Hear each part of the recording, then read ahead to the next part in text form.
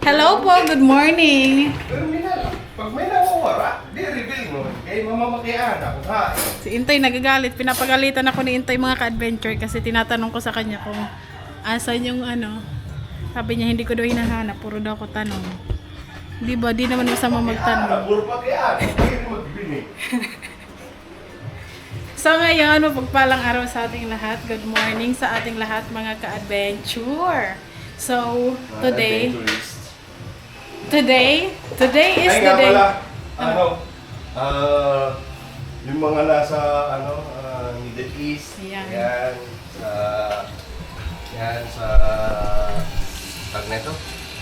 Saan ngayon mo? Sa Jordan, sa Iran. Basta sa mga, Sa Middle East. napipinsala ng Toy, nakahubad ka, Toy. Okay, dito na pakita. Nagkikinis ako eh. Bakit? Ayun, mag-ingat po kayo dyan. At manalangin. Kasi yun naman talaga ang kailangan natin eh, mag-pray para safe. Kahit anong gawin mo. Ako ba yan yung pinaka-panglaban, no? Yan Protection. ang protection natin. Mag-pray na ligtas tayo sa kapahamakan. Ayun, mag-iingat po. Ingat po kayo dyan. Kasi marami akong napapanood sa TikTok, sa Facebook. Yan, yung bombahin, gano'n. So, ingat po at nakakatakot yung ganyan. Opo, ang dami. Meron na na-declare na Pilipina ata yung caregiver siya na natamaan. So, ingat po kayong lahat dyan. Lalo na yung mga kababayan natin na nakikipagsapalaran ba sa ibang bansa para sa Kasama po pamilya. kami sa panalangin, kasama po kami mananalangin. Yes po. Pag-pray po namin na sana Tapos na yan.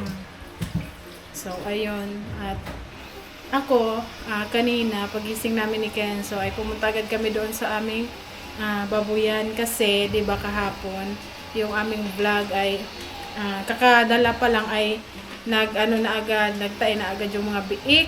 So, natakot kami kasi yung katabi niya ay Tatlo na mamatay. tatlo ang namatay sa biik ng pinsan ko. So, bili agad kami ni Intoy ng gamot, tapos paturukan. Kasi hindi natuloy kahapon paturukan kasi yung veterinaryo ay wala siyang gamot. So, babalikan niya daw ngayon umaga. Kaso, pagpunta namin doon ni Kenzo kanina, nagpakain ako at buti na lang maliliksi naman sila. Wala pa yung magtuturo. So, nag-antay ako doon. Tagal ako nag-antay. Din daw pala yun, madaming alagang baboy. So, may mga inahin, kaya may busy pa ata. So, sabi niya naman sa akin, pupunta naman siya ngayong araw. Yo. At inantay ko, kaso wala pa. Ngayon, ay alis kami. Dapat kami ni Intoy ang aalis. Kaso naisip ko, walang mag-aano doon sa baboy. Titingin-tingin kasi yung pamangkin ko umalis. Kami ni ate ay aalis ngayong araw na to. Kasi pupunta kami ng Casoreco 2 para asikasuhin yung aming kuryente dito. Saan yung banda ba? Doon lang. Oo, doon sa may paliko na Panaga. Tabi nung yung sabi ko sa'yo na dapat Kawadi na unang napuntahan natin. So doon kami. Si ate na lang ang kasama ko kasi alam niya kung paano gagawin, kung anong gagawin namin. Kasi nung dati, yung isa kong ate na nasa Maynila na ngayon, meron siyang sariling kontador. Tapos inilipat doon sa bahay nila. Tapos nagpalit din siya ng pangalan. So sa kanya na nakapangalan. Pero ang sabi niya naman sa akin, unahin mo munang mabayaran, matubos yung kontador bago ka magpalit ng pangalan. Kasi ang pagpapalit ng pangalan ay matagal daw yan. At least, kahit hindi nakapangalan sa'yo, magagamit mo na yung kuryente. Tsaka kasama yun dito sa bahay. Pagbili namin. Ngayon ko lang din nalaman mga nakaraan. So kaya, pwede naman siyang palitan. At least, hindi na kami kukuha ng building permit. Kasi kailangan pa daw dito ng building permit. Kasi yung bahay ay bato. Kapag yung yung mga pawid lang ay hindi na kailangan. So, mas mahal. At naisip ko din na bakit hindi na lang ayusin, di ba? Kung meron lang din naman. At ang gagastusin ay makakatipid at pareho lang din naman. Pagpapalit ng pangalan, antayin na lang namin. Diba? So, sabi ko kay Intoy, siya na lang muna magbantay doon sa baboy. Kasi mga biik pa sensitive, di ba? Sa mga nag-aalaga ng baboy dyan, ay alam yung pagdating sa mga pag-aalaga, lalo na sa biik. Masyado silang sensitive. Kaya kami na lang muna ang aalis. Hawak mo ang beat. Yan daw yung sasayawin namin ni Intay pag 30K. Yung hawak mo ang beat. Yun. Tay. Sige na. Ayaw. So, ayan po. At pakisamahan nyo kami, mga ka-adventure. At kami ay gugora kung ano ba, kung paano. Kung sana lang bilis ibalik yung ating kuryente para naman Ang sabi naman sa akin, nung pinagkakabitan namin dito ng kuryente, pwede naman daw namin ikabit, isaksak yung ref. Kaso lang, ang iniisip naman namin Intoy ay naka-extension lang po kasi kami. So mamaya baka masira, mas malaking problema at wag na lang.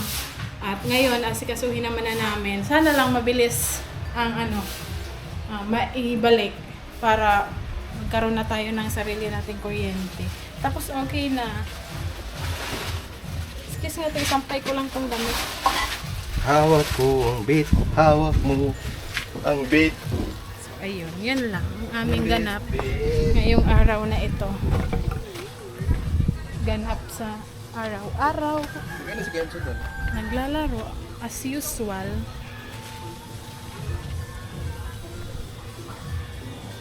Puntahan mo na lang doon.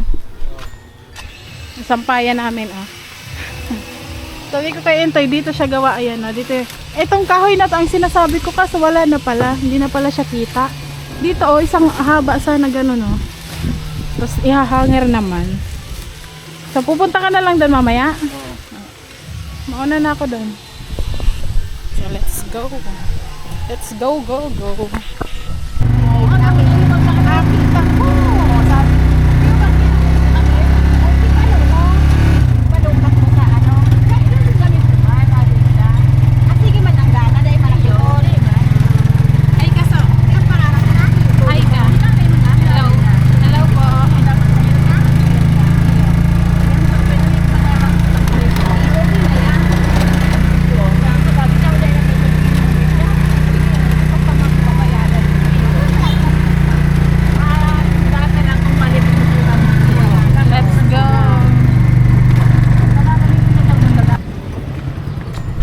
So dito na kami. Tayo natin maano. So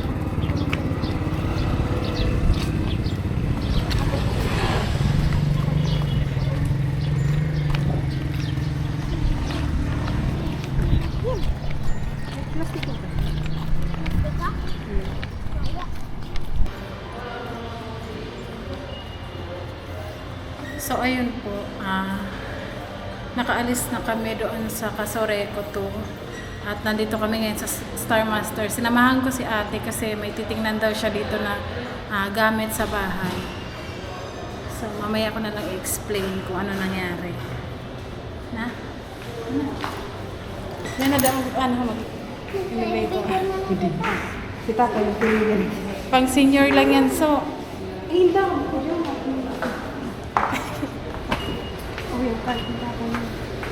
Araw kayo ng kartinda?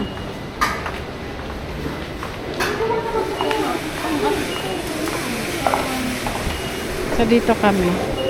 At share ko na lang sa inyo mamaya kung ano ang nangyari sa aming pinuntahan. So dito magtingin-tingin daw si ate ng gamit. Huy!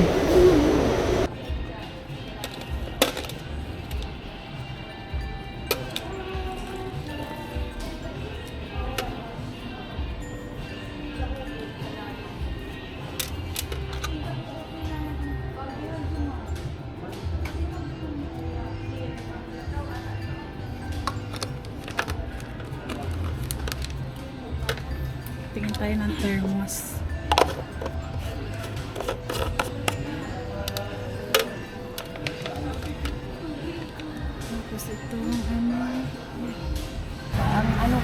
dapat makinang So, ayun po, pauwi na kami. At nandito na kami sa tricycle. So, ayan. Bumili din ako ng ulam. Tapos, tinapay. Tapos, mais. Parang, so, hindi pa kami kumain. Alauna na. Ay, dahil pa maalauna na. Gaalauna pala.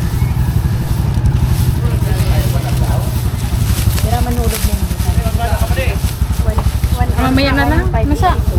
Pag-uwi na lang kasi walang basurahan. So, ayan. Later, Ugoran na.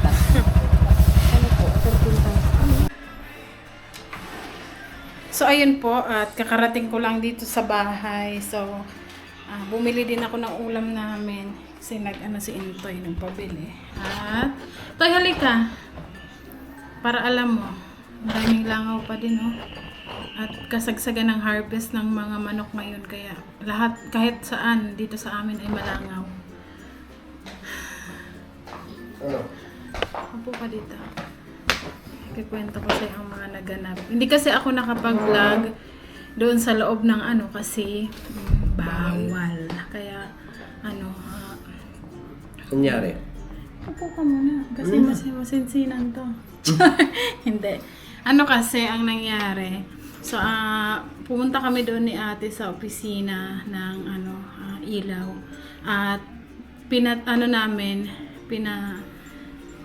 namin yung pangalan ng dito ng kontador ay na siya, disconnected na siya since 2021. 20, 45, 6. So, 5 taon nang wala ang kontador.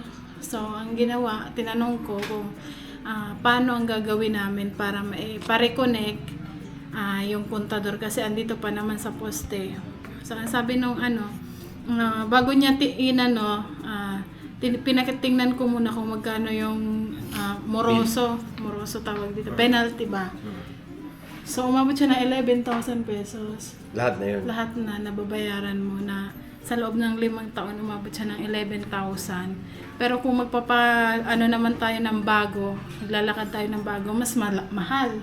Kasi lalo na may building permit na itong bahay, abot na siya ng 25 mahigit. Or baka hindi pa, kulang pa. Kaya inisip ko, pero hindi pa naman na kasi hindi siya ma-reconnect kahit bayaran mo na ngayon kasi kailangan ng authorization nung nakapangalan tapos identification niya. So yung nakapangalan dito sa bahay ay nasa Maynila. Pero ang iniisip ko naman kung aanuhin natin to, ayusin ay ikukontakin natin yung nakapangalan na kontador dito. Pero kilala ko naman. So, kailangan ng authorization niya tsaka identification. Kahit picturean niya lang, okay lang. Pero, ko pa din. Ikaw, ano ba ang mo? Sa akin, kung saan naman ang kasi medyo may kamahalan din siya eh. So, yun na lang, tiyagaan na lang natin. Pakiusapan na lang natin yung nakapangalan dito. Total, pinsan mo naman nata yun eh. No? Hindi. Hindi mo ba? Hindi. Pinsan si Tupi? Pinsan ko yun. Pinsan mo naman si Tupi. Yung nakapangalan kasi dito, yung asawa niya, Asawa? kapatid ng asawa niya. Okay. So, nasa Maynila so, baka na. pwede, pakiusapan lang at lambingin na lang. Yun lang. Kasi, syempre, kung magpapagawa tayo, panibago, oo, nakapangalan sa atin, pero, malaki yun. Hindi natin kaya yun. So, hindi talaga. So, doon na lang tayo sa mas makakamura tayo at anuhin na lang natin na sana pumayag. Kasi kailangan niya ng authorization na ipapareconnect ulit yung ganyang ako nasa toilet yung kuryente. Kaya ayun, tingnan natin kung makontak natin or mapakisuyuan. Pero kung hindi, Hindi ko alam, hindi ko pa alam. Ano natin sila kay Junior? Ano natin kausapin natin? Kausapin natin sila mamaya. May Siguro. contact pa. So, Meron yun. meron. Yun. Taga rito lang din ba yun? Oo, dyan lang. Yung babae? Asawa yun ng pinsan ko kasi namatay na yung pinsan ko kaya wala na. Bumalik na siya doon sa ano. So ayun po ang update. Try namin. Sana lang pumayag kasi syempre mas bukod sa mas mura, mas madali yung hinihingi nilang requirements. Yun lang yung ano. Pero pag halimbawa daw, magpagawa tayong panibago, mga ilang ano yun? Mga ilang ano. Gano'ng katagal? Ano to isang At buwan. tapos ano yung process? Isang buwan talaga Isang siya. buwan, pero hindi ko naman tinanong kung magkano kasi ano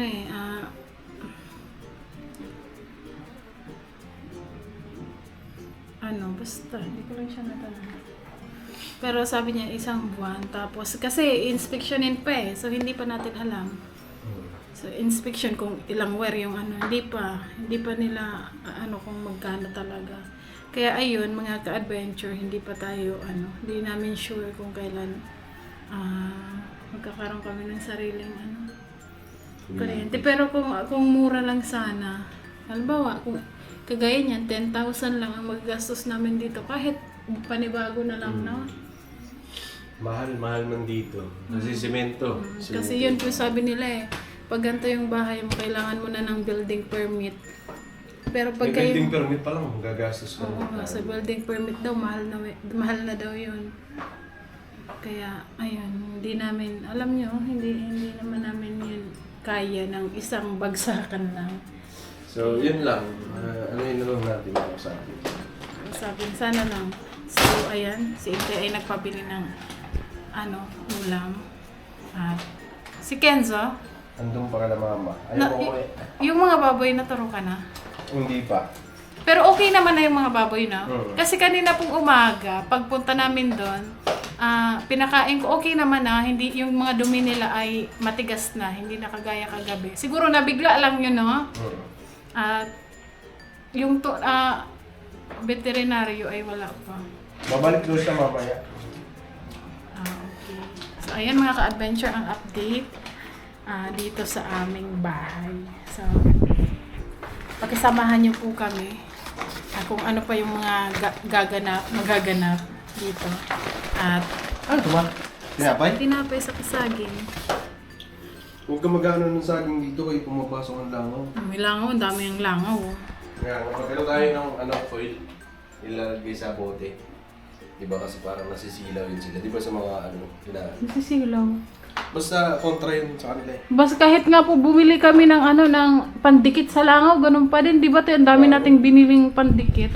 Puro, Kahit sa bahay, puro reklamo na ako. lahat, dahil ngayon sa poultry na harvest. Marami kasing poultry. Pero hindi naman, madami na nagreklamo niyan, pero wala naman nangyayari. Hindi namin alam kung bakit. So, ayun po, at si Kenzo, puntahan ko doon. At yung baboy, i-check ulit namin ito So, ayun po, pumunta na kami doon ni Intay kanina sa kapatid nung nakapangalan yung kontador. So, ngayon, minessage niya na kung baka pwede daw ay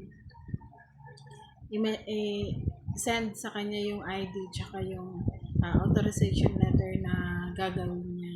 Pero hindi pa siya nagre-reply. Hindi naka-online. So, antayin na lang namin. Kasi baka, syempre, baka busy din or may ginagawa. Kaya, ayun. Antay na lang kami. At sana mapagbigyan. So, ayun po. Siguro hanggang dito na lang po muna itong ating vlog ngayon. Maraming salamat po sa lahat ng suporta pagmamahal nyo para sa amin. Ayan. Thank you po. Huwag po sana kayo magsawang manood ng ating mga vlogs. Ingat po tayo palagi, mga ka-adventure. Thank you so much po. Ayan, si Intay ay andun. Ay, gano'n. Kasi pagod. Napagod. So, ayun po. Thank you po ulit, mga ka-adventure. See you next vlog. No hate, just love. Bye.